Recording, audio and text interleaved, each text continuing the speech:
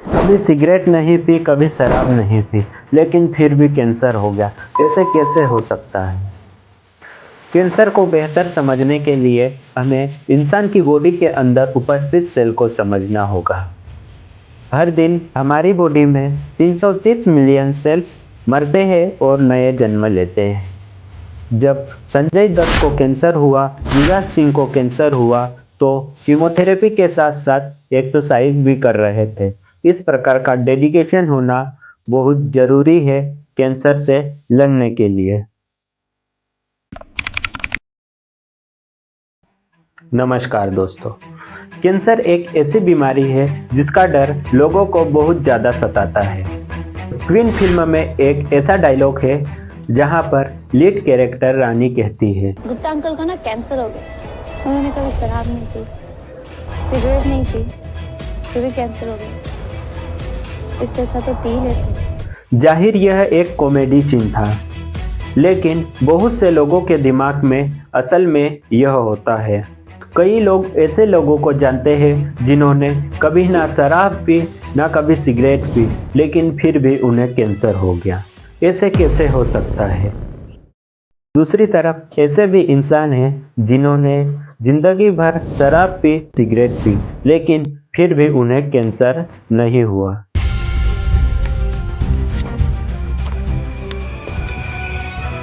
सच बात यह है दोस्तों, कैंसर एक अपने आप में जटिल विषय है।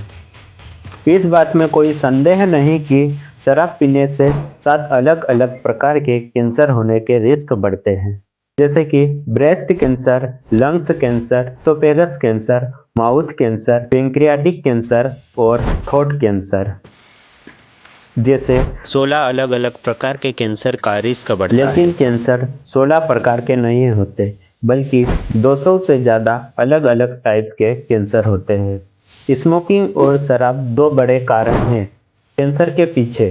इसके अलावा कैंसर के बहुत से कारण हैं।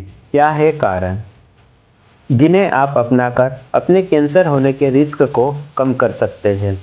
बिल्कुल, ये बीमारी कैसे काम करती है और इंसानों के लिए इतनी हानिकारक क्यों है? आइए इस वीडियो में हम कैंसर को समझते हैं।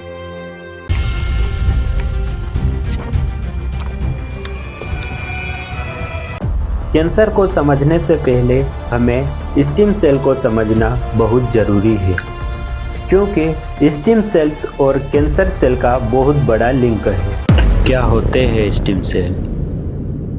स्टेम सेल एक ऐसी विशेष सेल होती है जो कभी किसी एक काम के लिए तय नहीं होती। इसके 2 मुख्य गुण हैं। ये खुद को बार बार विभाजित करके नई स्टेम सेल बना लेती है। ये शरीर की ज़रूरत के अनुसार, जैसे blood cells, neuron cells, muscles cell, epithelium cell, fat cells बनते हैं। ये सेल्स डैमेज टिश्यू को रिपेयर भी कर सकती है।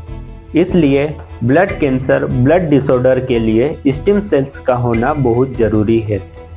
प्रेगनेंसी की शुरुआत में जब एक फर्टिलाइज एग ब्लास्टोसिस बनता है, एक छोटी उम्र एम्ब्रियो की बच्चे बनने से पहले ब्लास्टोसिस के अंदर स्टेम सेल्स पाए जाते हैं, जिन्हें एम्ब्रियोनिक स्टेम सेल्स कहा जाता है। इनकी खास बात यह है कि यह लगभग शरीर में उपस्थित हर प्रकार की सेल बना सकते हैं, जैसे blood cell, heart cell, muscle cell, skin cell आदि। लेकिन अफसोस की बात है, जब इंसान बड़े होते हैं तो वयस्क इंसानों में ऐसी कोई भी स्टेम सेल्स उपस्थित नहीं होती है जो किसी भी तरह की सेल में बदल सके।